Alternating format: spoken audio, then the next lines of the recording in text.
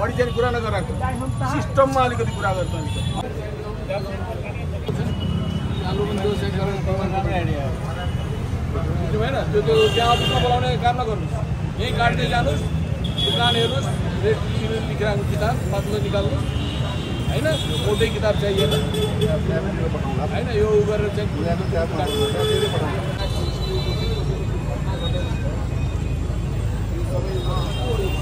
बालगर सम्पत्तिको सबैको विषयमा के छ बाल तपाईले दिनुहुन्छ त्यो सबै दाइलाई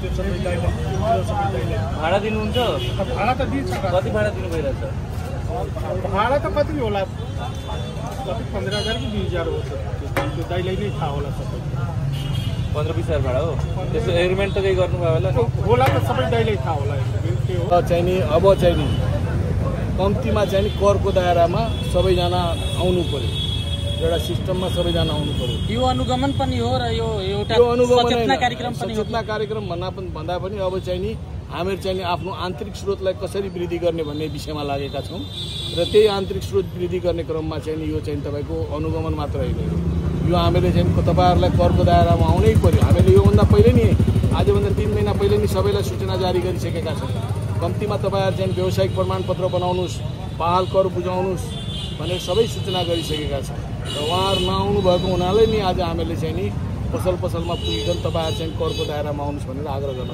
अनुगमन सँगै जस्तै कि वीरगञ्ज महानगरपालिका क्षेत्रमा पर्ने धेरै घरहरू चाहिँ अलिकता नक्सा भन्दा पनि अलिकता मिचेर टपहरू बाहिर रोडमा निकाल्दिने पनि पाउनु भएको छ के पाउनु भएको छ यो लिङ्क रोडमा खास गरी अनि यसो हेर्नुस् न नक्सा पास एउटा हिसाबले भएको छ हैन तर घर बनेको चाहिँ एउटा हिसाबले मैले कुनै बदमाशी गरे भने कानुनले मलाई छोड्छ र कानुनको दायरामा उहाँहरुलाई आउनै पर्छ हैन त्यसर्थ त्यो भन्दा पहिले एउटा सामूहिक हामीले चाहिँ नि सबैजना बसेर एउटा के निर्णय पनि गर्न सक्छौं त्यसको लागि आह्वान गर्दाखेरि पनि उहाँहरु नआउनु भएकोले नि हामीले आज यहाँ आएका छौं अब यसमा मेयर साहब जस्तै कि वीरगञ्जको आम यो उपभोक्तादेखि लिएर यो घरवाला घर धनी त्यसैगरी व्यवसाय गरिरहेका व्यापारीहरूको कस्तो सहयोगको अपेक्षा गर्नुभएको छ मैले एउटा कुरा सुन्नुस् न उहाँहरुले बहाल गर्दा आफ्नो घर सबैलाई दिने हो नि हामीहरूले अलग त त्यसमा जोडेर मागेको छैन जुन बहाल उहाँहरुले आफ्नो घरपट्टिलाई दिनुहुन्छ त्यसैबाट जुन नेपाल सरकारको नेपालको संविधानमा जुन व्यवस्था छ त्यो अनुसार हामीलाई चाहिँ कर चाहिए हो बहाल करहरू अनि वीरगञ्ज महानगरपालिका क्षेत्रमा तपाई व्यवसाय गर्नुहुन्छ भने त्यसको प्रमाणपत्र त महानगरपालिकासँग लिनु पर्यो नि यही सबमा हामीहरू आएका छौँ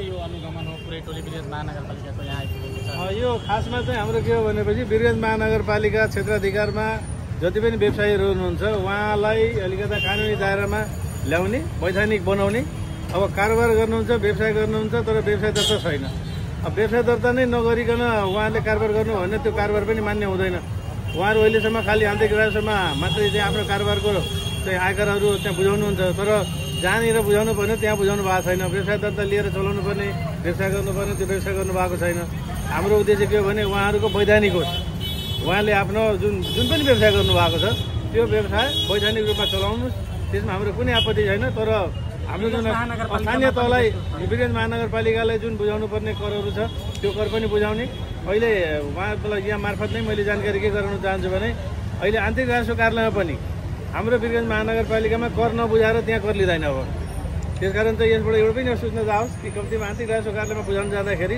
हाम्रो वीरगञ्ज महानगरपालिकामा बुझाउनु पर्ने करहरू बुझाएर अनि मात्रै त्यहाँ बुझाउन जाने यो पनि एउटा जानकारी दिन खोजेको र धेरैजनालाई जानकारी पनि छैन यो लिनुपर्छ भन्ने जानकारी पनि छैन पहिलेदेखि नै चलिरहेको त्यसकारण यो लिनुपर्छ गर्नुपर्छ भन्ने एउटा जानकारी पनि होस् दुईटै कुरो हो यो अवेरनेस पनि हो र दुईटै कुरो हो यसमा व्यवसाय होइन यसमा व्यवसाय दर्ता मात्रै होइन घरबाल यदि गर्नु चाहिँ घरबाल कर पनि हो सम्पत्ति कर पनि हो होइन दुईटै कुरो अलि सँगसँगै हाम्रो इन्डिकेट रूपमा यदि घरधनीहरूले हाम्रो घरको चाहिँ मापदण्ड विपरीत यदि गर्नु भएको छ भने त्यसले पनि सच्याउनु पर्ने हो र र नक्सा बिना यदि बनाउनु भएको छ भने त्यो पनि त्यसको चाहिँ हामीले नक्सा पास गरेरै मात्रै गर्नुपर्ने कुराहरू सम्पूर्ण कुराहरू एकीकृत रूपमा गर्न खोजेको। यो कहिलेसम्म चलिरहन्छ? यो आजबाट अभियान सुरु भएको, अब यो कहिलेसम्म भन्ने सब छैन।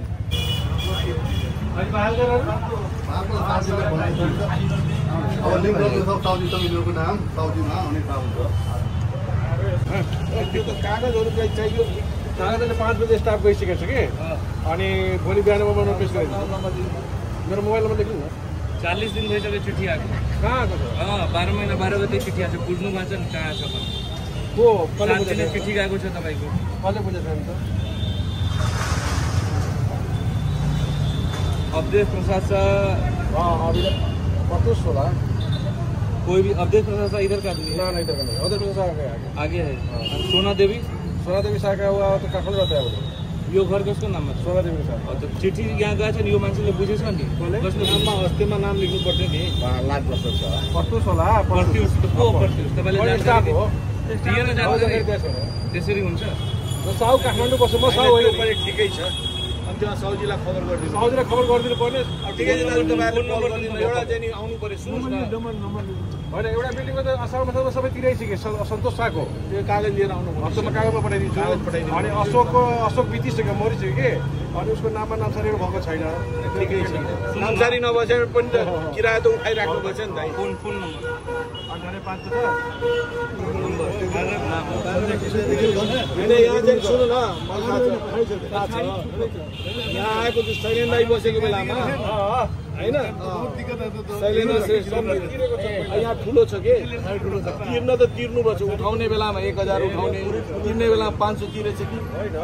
10,000 कतिको 10,000 10,000 मा फ्ल्याट